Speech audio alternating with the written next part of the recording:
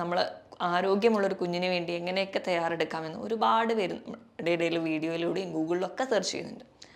അപ്പോൾ ഞാനും ഇതുപോലെ ഒരുപാട് എൻ്റെ പ്രഗ്നൻസിയുടെ ടൈമിൽ സെർച്ച് ചെയ്തതിൻ്റെ ഒരു റിസൾട്ടാണ് ഞാൻ ഇന്ന് ഈ വീഡിയോയിലൂടെ പ്രസൻറ്റ് ചെയ്യുന്നത്. നമുക്കറിയാം, നമ്മൾ പാക്കറ്റ് നോക്കിയിട്ടൊന്നുമല്ല ഒരു ഭക്ഷണവും മേടിച്ച് കഴിക്കാറ്. പുറത്തുനിന്ന് വാങ്ങുന്ന പല പ്രോസസ്ഡ് ഫുഡിലും ഇവയെല്ലാം ചേർക്കുന്നുണ്ട്. ഇപ്പോൾ കഴിവതും ഇങ്ങനത്തെ ഭക്ഷണങ്ങൾ നിങ്ങൾ ഒഴിവാക്കണം. കാരണം ഈ അജിനോമോട്ടോ പോലെയുള്ള കെമിക്കൽസൊക്കെ നമ്മുടെ കുഞ്ഞിൻ്റെ വളർച്ചയെ ബാധിക്കുന്നുണ്ട്.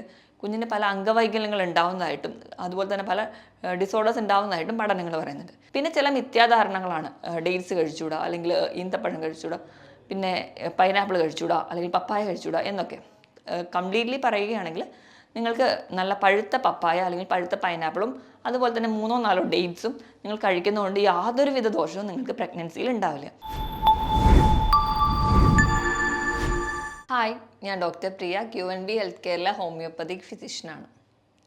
സ്ത്രീയുടെ ജീവിതത്തിലെ ഏറ്റവും മനോഹരമായൊരു കാലഘട്ടമാണ് ഗർഭാവസ്ഥ അല്ലെങ്കിൽ പ്രഗ്നൻസി എന്നുള്ളത്. ഈ ഒരു 9 മാസം എന്ന് പറയുമ്പോൾ നമ്മൾ തനിച്ചല്ല, നമ്മുടെ ഉള്ളിൽ ഒരു ജീവൻ കൂടി വളരുന്നുണ്ട്. അപ്പോൾ അതിൻ്റെ ഒരു ബോഡി മൈൻ്റലി ഫിസിക്കലി ഒക്കെ ഒരുപാട് മാറ്റങ്ങൾ വരുന്നൊരു ടൈമാണ്.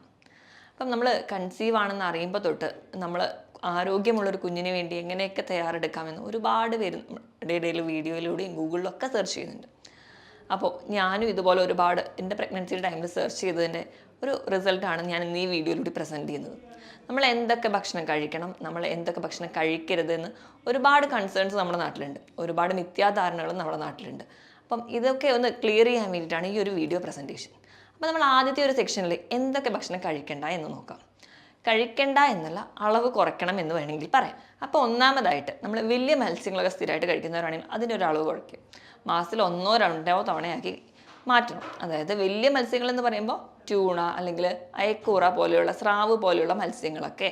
കാരണം നമുക്കറിയാം, നമ്മുടെ നാട്ടിലൊക്കെ ഒരുപാട് ഫാക്ടറീസിൽ നിന്നുള്ള വേസ്റ്റ് മെറ്റീരിയലൊക്കെ ഡംപ് ചെയ്യുന്നത് ഉൾക്കടലിലാണ്. അപ്പം ഒരുപാട് മെർക്കുറി റിലേറ്റഡ് ആയിട്ടുള്ള ടോക്സിൻസ് നമ്മുടെ ഉൾക്കടലിലുണ്ടാവും. അപ്പം കൂടുതലും ഈ വലിയ മീനുകളൊക്കെ ഉൾക്കടലിൽ നിൽക്കുന്നത് കൊണ്ട് തന്നെ മെർക്കുറി ഒരുപാട് അവരുടെ ശരീരത്തിലുണ്ടാവും.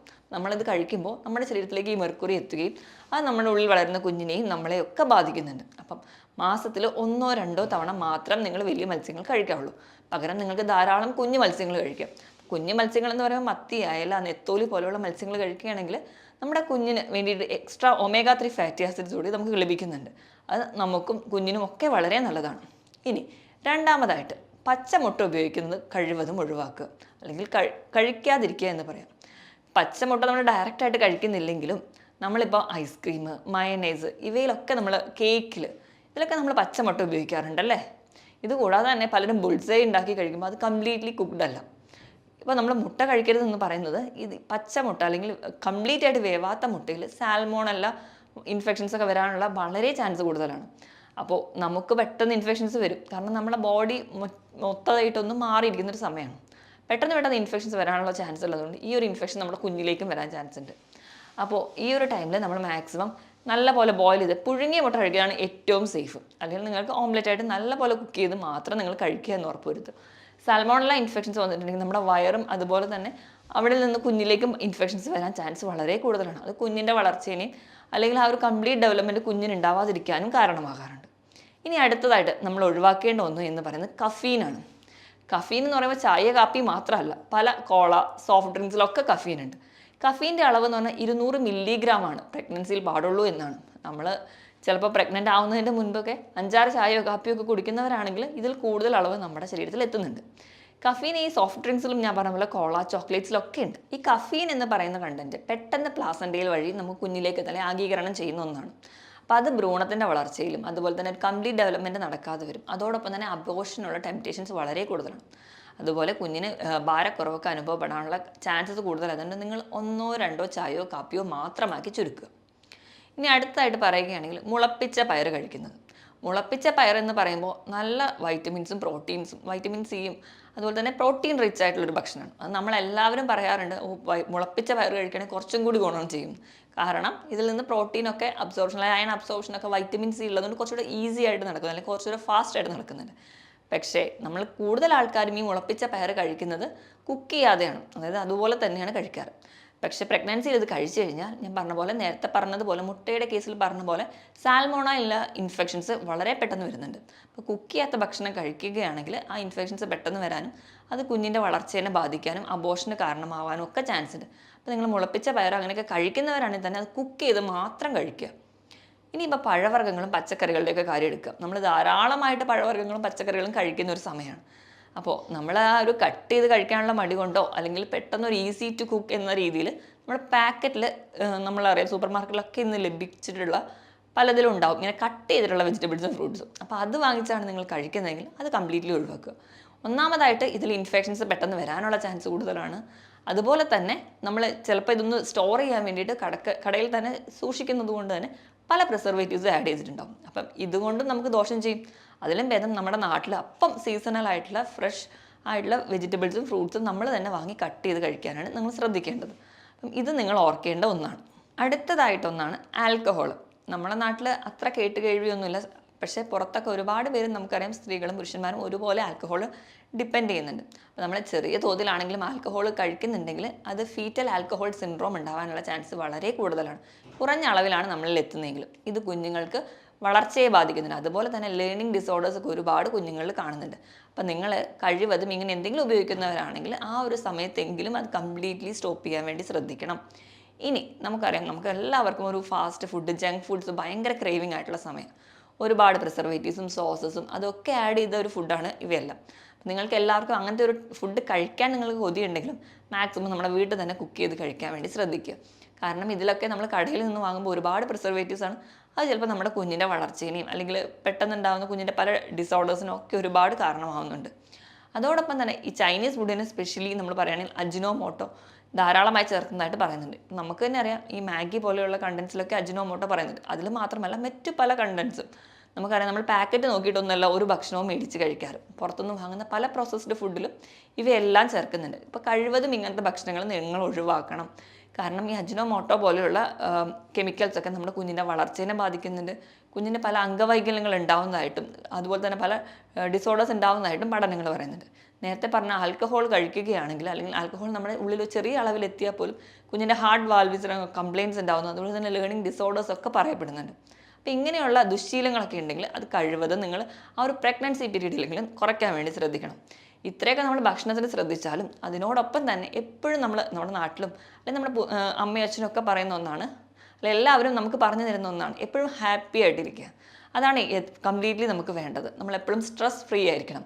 അല്ലെങ്കിൽ നമുക്ക് സ്ട്രെസ്സോ ടെൻഷനോ ഒക്കെ ഉണ്ടെങ്കിൽ ഈ സ്ട്രെസ് ഹോർമോൺ എന്ന് പറയുന്നത് നമുക്ക് പ്ലാസൻ്റെ വഴി കുഞ്ഞിലെത്തുകയും അത് കുഞ്ഞിന് പല മെൻ്റൽ ഡിസബിലിറ്റീസോ അല്ലെങ്കിൽ ലേണിംഗ് ഡിസോർഡേഴ്സോ അല്ലെങ്കിൽ കുഞ്ഞിൻ്റെ മനസ്സിലും അല്ലെങ്കിൽ കുഞ്ഞ് വളരുന്ന സമയത്തും ഒക്കെ ഇത് നമുക്ക് കാണാൻ പറ്റും. പല സ്ട്രെസ്സും അല്ലെങ്കിൽ പല ടെൻഷൻസും അനുഭവിച്ച ആ ഒരു പ്രഗ്നൻസി കഴിഞ്ഞു ഉണ്ടാവുന്ന കുഞ്ഞുങ്ങൾക്ക് പല ന്യൂറൽ കംപ്ലയിൻസും അതുപോലെ തന്നെ പല ഹാബിച്വൽ ഡിസോർഡേഴ്സും ഒക്കെ കാണുന്നുണ്ട്. അപ്പോൾ കഴിവതും നിങ്ങൾ ഹാപ്പി ആയിട്ടിരിക്കുക, അതുപോലെ തന്നെ ഹെൽത്തി ആയിട്ടുള്ള ഭക്ഷണം കഴിക്കുക എന്നുള്ളതാണ് വളരെ പ്രധാനം. അല്ലാതെ ഇത് പ്രഗ്നൻസി എന്ന് പറയുമ്പോൾ നമ്മളിപ്പോൾ എല്ലാവരും കരുതും ഒരു രോഗാവസ്ഥയെ പോലെ അത് ചെയ്യരുത് ഇത് ചെയ്യരുത് എന്നൊക്കെ. പക്ഷേ അങ്ങനെയല്ല, നമ്മൾ നല്ല ഹാപ്പി ആയിട്ട് എൻജോയ് ചെയ്യേണ്ട ഒരു കാലഘട്ടമാണ് പ്രഗ്നൻസി എന്ന് പറയുന്നത്. ഇത്രയും ഭക്ഷണമൊക്കെ നമ്മൾ കംപ്ലീറ്റ്ലി ഒഴിവാക്കണം. ഇനി നമുക്ക് എന്തൊക്കെ കഴിക്കണമെന്ന് നോക്കാം. കഴിക്കണം എന്ന് പറയുമ്പോൾ നമ്മൾ പ്രഗ്നൻസി പ്ലാൻ ചെയ്യുന്നതിന് മുൻപ് തന്നെ നമ്മൾ ഭക്ഷണം കൺട്രോൾ ചെയ്ത് കഴിക്കണം. അപ്പോൾ എന്താണ് നമ്മൾ പ്രഗ്നൻസി ഇപ്പം നമ്മൾ പ്ലാൻ ചെയ്യുന്നുണ്ട്, നമുക്ക് കൺസീവ് ആവാൻ നിങ്ങളെല്ലാവരും ആഗ്രഹിക്കുന്ന ഒരു ടൈം പീരീഡ് ഉണ്ടെങ്കിൽ അപ്പോൾ തന്നെ ഒരു ഗൈനക്കോളജിസ്റ്റിനെ കണ്ട് ഒരു കൺസൾട്ടേഷനൊക്കെ എടുത്ത് നിങ്ങൾ മെൻ്റലിയും ഫിസിക്കലി ഒക്കെ പ്രിപ്പേർഡ് ആണെന്ന് ഉറപ്പുവരുത്തി ഒരു കുഞ്ഞ് ജനിക്കുമ്പോൾ നമുക്ക് കുറച്ചും കൂടി ഹാപ്പി ആയിരിക്കും. അപ്പോൾ അതിൻ്റെ ഭാഗമായിട്ട് ആദ്യം തന്നെ നമ്മൾ കഴിക്കേണ്ടത് അല്ലെങ്കിൽ കൺസീവ് ആവാൻ നിങ്ങൾ ആഗ്രഹിക്കുന്നുണ്ടെങ്കിൽ അതിനൊരു 3 മാസം മുമ്പ് തൊട്ട് തന്നെ ഫോളിക് ആസിഡ് കഴിക്കണം. നിങ്ങൾക്ക് ഫോളിക് ആസിഡ് ക്യാപ്സ്യൂളായിട്ട് കഴിക്കാം. അതുകൂടാതെ തന്നെ ഫോളിക് ആസിഡ് എന്ന് പറയുന്നത് ധാരാളമായിട്ട് അടങ്ങിയിരിക്കുന്നത് ഇലക്കറികളിലുണ്ട്, ഡേറ്റ്സിലുണ്ട്. നമുക്കറിയാം നമ്മുടെ നാട്ടിൽ ചീര, മുരിങ്ങ അങ്ങനെ എല്ലാ പല ഇലക്കറികളിലും ധാരാളമായിട്ട് ഫോളിക് ആസിഡ്സ് ഉണ്ട്. പല വെജിറ്റബിൾസിലും ഫ്രൂട്ട്സിലൊക്കെ ഉണ്ട്. അപ്പോൾ ഇവ കൂടുതലായിട്ട് നമ്മൾ പ്രഗ്നൻസിക്ക് മുൻപ് തൊട്ടേ കഴിക്കുക. അത് നമ്മൾ വീണ്ടും പ്രഗ്നൻസിയിലോട്ട് കണ്ടിന്യൂ ചെയ്ത് പോവുക.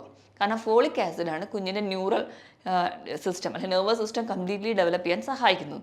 അതുകൊണ്ട് നിർബന്ധമായിട്ട് ഫോളിക് ആസിഡ് കഴിക്കണം. ഇനി ഈ ഒരു ഫോളിക് ആസിഡ് കൂടാതെ തന്നെ നമുക്കറിയാം നമുക്കൊരു ബാലൻസ്ഡ് ഡയറ്റാണ് വേണ്ടത്.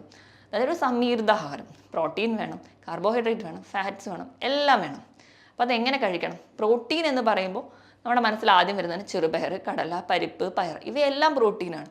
അതോടൊപ്പം തന്നെ മത്സ്യങ്ങളും മാംസങ്ങളും കഴിക്കാവുന്നതാണ്. മത്സ്യങ്ങൾ എന്ന് പറയുമ്പോൾ ഞാൻ നേരത്തെ പറഞ്ഞതുപോലെ കുഞ്ഞു മത്സ്യങ്ങളൊക്കെ കഴിക്കാം. അതുപോലെ ചിക്കൻ, ബീഫ്, മട്ടൺ ഇവയെല്ലാം നിങ്ങൾ കഴിക്കാവുന്നത്. ഇതൊക്കെ നല്ലപോലെ പ്രോട്ടീനാണ്. പനീർ നല്ലൊരു ഓപ്ഷനാണ്. ഇവയൊക്കെ നിങ്ങൾ എന്തായാലും സ്ഥിരമായിട്ട് ഒരു പ്രോട്ടീനെങ്കിലും കഴിച്ചിരിക്കണം. ഉച്ചത്തെ ഒരു ലഞ്ചിൻ്റെ കൂടെ ഒരു ഇലക്കറിയോടൊപ്പം തന്നെ എന്തെങ്കിലും ഒരു പയറോ കടലയോ അങ്ങനെ എന്തെങ്കിലും ഒരു തോരനും കൂടി കഴിക്കുക എന്ന് ഉറപ്പ് വരുത്തണം. അപ്പം ഈ പ്രഗ്നൻസി എന്ന് പറയുന്ന ഒരു കാലഘട്ടം എത്തുമ്പോഴേക്കും ഞാൻ ഈ പറഞ്ഞ പോലെ പ്രഗ്നൻസിക്ക് മുൻപ് തന്നെ നമ്മൾ നല്ലപോലെ പ്രോട്ടീനും ഫോളിക് ആസിഡും നിറഞ്ഞ ഭക്ഷണങ്ങളൊക്കെ കഴിക്കുക. ഇനി ഇപ്പോൾ കൺസീവ് ആയി അല്ലെങ്കിൽ നമ്മൾ പ്രഗ്നൻ്റ് ആയി ഒരു ഗർഭാവസ്ഥയിലോട്ട് കടന്നു കഴിഞ്ഞാൽ നമുക്ക് വരുത്തേണ്ട ഫുഡിലുണ്ടാകുന്ന ചേഞ്ചസ് എന്തൊക്കെയാണെന്ന് നോക്കാം. അപ്പം രണ്ടുപേരാണ്, ഇപ്പോൾ അമ്മയുണ്ട് കുഞ്ഞുണ്ട്. അപ്പോൾ നമ്മൾ ഒരുപാട് ഭക്ഷണം കഴിക്കണമല്ലോ എന്നോർത്ത് വലിച്ചു വാരി കഴിക്കുന്ന ഒരുപാട് പേരുണ്ട്. അപ്പോൾ നമ്മുടെ വെയിറ്റ് ഗെയിൻ അതുപോലെ ആയിരിക്കും, ഒരു ചിട്ടയില്ലാത്ത വെയിറ്റ് ഗെയിൻ. നോർമലി ഒരു പ്രഗ്നൻസിയിൽ 7 മുതൽ 10 കിലോ വരെയാണ് കൂടുന്നതെങ്കിൽ നമ്മൾ അമിതമായിട്ട് വലിച്ചു വാരി കഴിഞ്ഞാൽ 15 മുതൽ 20 കിലോ വരെ കൂടുന്ന കേസുണ്ട്. പിന്നീട് ഈ വണ്ണം കുറയ്ക്കാൻ വേണ്ടി നമ്മൾ കിടന്ന് കഷ്ടപ്പെടണം. അപ്പോൾ എങ്ങനെ നമ്മൾ ഭക്ഷണം കഴിക്കണം എന്ന് നോക്കാം. നോർമലി ഒരു ഹെൽത്തി ആയിട്ടുള്ള ഒരു സ്ത്രീക്ക് വേണ്ടതെന്ന് പറഞ്ഞാൽ 1800 മുതൽ 2000 കിലോ കലോറി എനർജിയാണ് ഒരു ദിവസം. ഇപ്പോൾ പ്രഗ്നൻ്റ് ആയി എന്നോർത്ത് നമുക്ക് വേണ്ട എനർജി എന്ന് പറഞ്ഞാൽ 2350 അപ്പോൾ വെറും 350 കിലോ കലോറി മാത്രമാണ് നമുക്ക് എക്സ്ട്രാ വേണ്ടത്. അതിനുവേണ്ടി നമ്മൾ വലിച്ചു വാരി കഴിക്കേണ്ട. നമ്മൾ റെഗുലർലി കഴിക്കുന്ന ഭക്ഷണം ഒന്ന് ചിട്ടപ്പെടുത്തി കഴിച്ചാൽ മതി. അതായത് ഇപ്പോൾ നമ്മളൊരു 3 നേരം കഴിക്കുന്നുണ്ടെങ്കിൽ അതൊരു 6 നേരമാക്കി കഴിക്കുക. അതായത് ഗ്യാപ്പ് നിങ്ങൾ കുറയ്ക്കുക, അളവ് കുറയ്ക്കുക, അതിനോട് ഗ്യാപ്പും കൊടുക്കുക. ഒരു 6 നേരമാക്കി ഭക്ഷണം കഴിക്കുക. ഈ ഭക്ഷണത്തിൽ എല്ലാം ഉണ്ടെന്ന് ഉറപ്പ് വരുത്തുക. ഒരു ബാലൻസ്ഡ് ഡയറ്റാണ് നമ്മൾ വേണ്ടത്. പ്രോട്ടീൻ, കാർബോഹൈഡ്രേറ്റ്, ഫാറ്റ് ഇവയെല്ലാം നമ്മൾ ഈക്വലി കഴിക്കണം. അപ്പോൾ അതെങ്ങനെ കഴിക്കണമെന്ന് നോക്കാം. പ്രോട്ടീൻ എന്ന് പറയുമ്പോൾ ഞാൻ നേരത്തെ പറഞ്ഞതുപോലെ പ്രഗ്നൻ്റ് ആകുന്നതിന് മുൻപ് നമ്മൾ കഴിക്കുമ്പോൾ തന്നെ പയറ്, കടല, പരിപ്പ് ഇവയെല്ലാം പ്രോട്ടീൻസാണ്. അതോടൊപ്പം തന്നെ പനീർ, ചിക്കൻ, ബീഫ്, മട്ടൺ ഇവയൊക്കെ കഴിക്കാവുന്നതാണ്. ഇവ എന്തെങ്കിലുമൊക്കെ മത്സ്യമോ ആയിട്ടോ എന്തെങ്കിലും ഒരു പ്രോട്ടീൻ എന്നും നിങ്ങൾ കഴിച്ചിരിക്കണം. ഇനി നമ്മൾ കാർബോഹൈഡ്രേറ്റ് വരികയാണെങ്കിൽ അന്നജത്തിൻ്റെ അളവ് കമ്പാരബിളി കുറച്ച് മതി.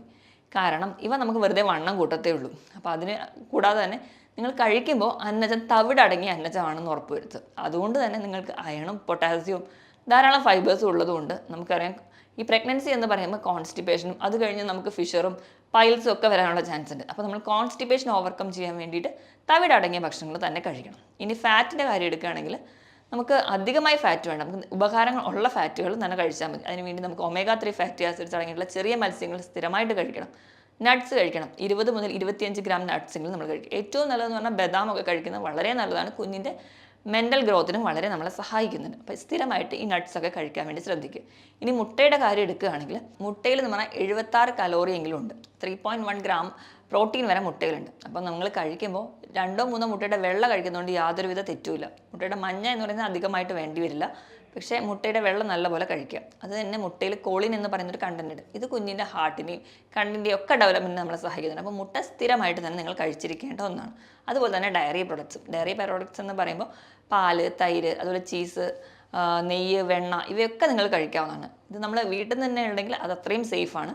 ഇത് കഴിക്കുമ്പോൾ നിങ്ങൾക്ക് കാൽസ്യത്തിൻ്റെ എന്തെങ്കിലും ഡെഫിഷ്യൻസി ഉണ്ടെങ്കിൽ അതുകൂടി നമുക്ക് ഓവർകം ചെയ്യാൻ പറ്റും. ഇനിയിപ്പോൾ നിങ്ങൾ പാലൊക്കെ മേടിച്ച് ഉപയോഗിക്കുകയാണെങ്കിൽ പാസ്ചറൈസ്ഡ് ആയിട്ടുള്ള മിൽക്ക് മാത്രം ഉപയോഗിക്കുക. കാരണം ഇത് ബാക്ടീരിയ ഫ്രീ ആയിരിക്കും. പിന്നെ ഇനി അടുത്തായിട്ട് പറയുകയാണെങ്കിൽ ഫ്രൂട്ട്സും വെജിറ്റബിൾസും കഴിക്കുന്നത്. ഇത് എപ്പോഴും നമുക്ക് ഹെൽത്തി ആയിട്ടിരിക്കാൻ വേണ്ടി നമ്മൾ ഫ്രൂട്ട്സിനെയും വെജിറ്റബിൾസിനെയും ഡിപ്പെൻഡ് ചെയ്യുന്നുണ്ട്. പിന്നെ പ്രഗ്നൻസി ആകുമ്പോൾ നിർബന്ധമായിട്ടും എന്നും ഒരു ബൗള് ഫ്രൂട്ട്സോ വെജിറ്റബിൾസോ കഴിച്ചിരിക്കുക. കാരണം ഫ്രൂട്ട്സിലൊക്കെ ആകുമ്പോൾ ധാരാളം കോളിൻ അടങ്ങിയിട്ടുണ്ട്. ഈ കോളിൻ നമുക്ക് പ്രഗ്നൻസിക്കും അതുപോലെ കുഞ്ഞിൻ്റെ വളർച്ചയെയും സഹായിക്കുന്നുണ്ട്. നമ്മൾ കഴിക്കുമ്പോൾ ഫ്രൂട്ട്സ് തിരഞ്ഞെടുക്കുമ്പോൾ നമ്മൾ മാക്സിമം കീടനാശിനികളൊന്നും ഉണ്ടാവാതിരിക്കാൻ നമ്മുടെ നാട്ടിലോ അല്ലെങ്കിൽ നമ്മുടെ പറമ്പിലോ കിട്ടുന്ന ഫ്രൂട്ട്സ് കഴിക്കുക. അല്ലെങ്കിൽ സീസണൽ ആയിട്ടുള്ള ഫ്രൂട്ട്സ് കഴിക്കുക. അപ്പോൾ അത്രയ്ക്ക് അധികം ഒന്നും കീടനാശിനികൾ ഉണ്ടാവില്ല. പിന്നെ ശ്രദ്ധിക്കേണ്ട ഒരു കാര്യം, മാക്സിമം ഫ്രൂട്ട്സൊക്കെ കട്ട് ചെയ്ത് തന്നെ കഴിക്കുക. അല്ലാതെ ജ്യൂസാക്കി വെറുതെ കുറച്ചുകൂടെ പഞ്ചസാരയൊക്കെ ഇട്ട് അതിനകത്തുള്ള ഫൈബേഴ്സൊക്കെ കളഞ്ഞ് കഴിക്കുമ്പോൾ നമുക്ക് വലിയ ഗുണമൊന്നും കിട്ടാറില്ല. കട്ട് ചെയ്ത് തന്നെ കഴിക്കുക. പിന്നെ ഫ്രൂട്ട്സ് കട്ട് ചെയ്യാൻ വേണ്ടി സെപ്പറേറ്റ് ഒരു കത്തി തന്നെ നിങ്ങൾ സൂക്ഷിക്കണം. കാരണം നിങ്ങൾ വെജിറ്റബിൾസൊക്കെ കട്ട് ചെയ്ത് അത് കുറച്ചുകൂടി ഇൻഫെക്ഷ്യസ് ആയിട്ടുണ്ടെങ്കിൽ അല്ലെങ്കിൽ നമുക്ക് എന്തെങ്കിലുമൊക്കെ ഒരു കണ്ടേജിയസ് ആയിട്ടുള്ള മെറ്റീരിയൽ അതിനകത്തുണ്ടെങ്കിൽ അത് നമുക്കറിയാം പ്രഗ്നൻസി എന്ന് പറയുന്ന ഒരു ടൈം എന്ന് പറഞ്ഞാൽ ഭയങ്കര സെൻസിറ്റീവാണ് ബോഡി. ആ ഇൻഫെക്ഷൻ നമുക്ക് പെട്ടെന്ന് വരാൻ ചാൻസ് ഉണ്ട്. അപ്പം വെജിറ്റബിൾസ് കട്ട് ചെയ്യുന്ന അതേ നൈഫ് വെച്ചിട്ട് നിങ്ങൾ കട്ട് ചെയ്യാതിരിക്കാൻ വേണ്ടി ശ്രദ്ധിക്കുക. അഥവാ കട്ട് ചെയ്യുകയാണെങ്കിൽ ക്ലീൻ ചെയ്ത് മാത്രം നിങ്ങൾ ഫ്രൂട്ട്സ് കട്ട് ചെയ്യാൻ വേണ്ടി ശ്രദ്ധിക്കുക. ഇതൊക്കെയാണ് പ്രധാനമായും ഞാൻ പറയാനുള്ളത്. അപ്പോൾ നിങ്ങൾ ധാരാളം വെജിറ്റബിൾസും പ്രോട്ടീൻസും അല്ലെങ്കിൽ ഫൈബേഴ്സും ഇതൊക്കെ കഴിക്കുമ്പോൾ നമുക്ക് ഒരു പരിധി വരെ മറ്റ് പല കോംപ്ലിക്കേഷൻസ് ഉണ്ടാവാതിരിക്കാൻ വേണ്ടി സഹായിക്കും. അപ്പോൾ ഇങ്ങനെയൊക്കെ ഈ ഫുഡ് കഴിക്കുന്നതിനോടൊപ്പം തന്നെ നിങ്ങൾ വെള്ളം കുടിക്കുന്നത് വളരെ പ്രധാനമാണ്. നമുക്കറിയാം ഈ ഒരു വെള്ളം കുടിക്കുന്നതിൻ്റെ ഒരു ഇമ്പോർട്ടൻസ് എന്ന് പറഞ്ഞാൽ ഒന്നാമത് ഇപ്പോൾ ഒരു ചൂട് കാലാവസ്ഥയാണ്. അപ്പം നമ്മുടെ ബോഡിയിൽ നിന്ന് വിയർത്തും ഒരുപാട് വാട്ടർ ലോസ് ഉണ്ടാകുന്നു. അതുകൊണ്ട് തന്നെ അത് ബാലൻസ് ചെയ്യാൻ വേണ്ടി നമുക്ക് നല്ലപോലെ വെള്ളം കുടിക്കണം. അതുകൂടാതെ തന്നെ നമുക്കറിയാവുന്നതാണ്, നമുക്ക് പ്രഗ്നൻസി എന്ന് പറയുമ്പോൾ നമ്മുടെ ബ്ലഡിൻ്റെ വോളിയം കുറച്ച് കൂടും. ഒരു 45% കൂടുന്നതായിട്ട് കാണും. അപ്പോൾ ആ ഒരു ലെവൽ ബാലൻസ് ചെയ്യാൻ, നമ്മുടെ ഇലക്ട്രോലൈറ്റ് ലെവൽ ബാലൻസ് ചെയ്യാൻ. അതുകൂടാതെ തന്നെ പ്രഗ്നൻസി എന്ന് പറയുമ്പോൾ ഒരുപാട് പേർക്കും യൂറിനറി ട്രാക്ട് ഇൻഫെക്ഷൻ അല്ലെങ്കിൽ മൂത്രത്തിൽ പഴുപ്പ് പോലെയുള്ള കണ്ടീഷൻസ് ഉണ്ടാവുന്ന കാണാറുണ്ട്. അപ്പോൾ ഇങ്ങനെയൊക്കെ ഉണ്ടാവാതിരിക്കാൻ വേണ്ടി നമ്മൾ നല്ലപോലെ വെള്ളം കുടിക്കുകയാണെങ്കിൽ അത് വളരെ ഹെൽപ്പ് ചെയ്യും. അതുപോലെ തന്നെ കുഞ്ഞിൻ്റെ വെയിറ്റ് കൂടാനും അല്ലെങ്കിൽ കുഞ്ഞിന് കുറച്ചുകൂടെ ഫ്രഷ് ഫീലും ആ ഒരു ഡ്രൈനെസ്സോ അല്ലെങ്കിൽ നമ്മുടെ പ്ലാസൻ്റെ ഫ്ലൂയിഡ് വോളിയം മെയിൻറ്റെയിൻ ചെയ്യാനൊക്കെ വെള്ളം വളരെ അത്യാവശ്യമാണ്. അപ്പോൾ നിങ്ങൾ വെള്ളമൊക്കെ കൃത്യമായിട്ട് കുടിക്കുക. പിന്നെ ഫ്രൂട്ട്സൊക്കെ ഞാൻ എടുത്ത് പറയുമ്പോൾ എല്ലാ തരം ഫ്രൂട്ട്സ് കഴിക്കണം. പിന്നെ കരിക്ക് കുടിക്കുന്നതൊക്കെ വളരെ നല്ലതാണ്. നമുക്ക് പൊട്ടാസ്യം പോലെ അല്ലെങ്കിൽ ഏത്തപ്പഴമൊക്കെ കഴിക്കുകയാണെങ്കിൽ നമുക്ക് പൊട്ടാസ്യം ധാരാളമായി കിട്ടും. മസിൽ ക്രാംസ് പോലെയുള്ള ബുദ്ധിമുട്ടൊക്കെ പ്രഗ്നൻസിയിലുണ്ടെങ്കിൽ നിങ്ങൾ പൊട്ടാസ്യം അടങ്ങിയ ഭക്ഷണങ്ങൾ കൂടുതലായിട്ട് കഴിക്കുകയാണെങ്കിൽ ഒരു പരിധി വരെ ഇതൊക്കെ കുറയുന്നതാണ്.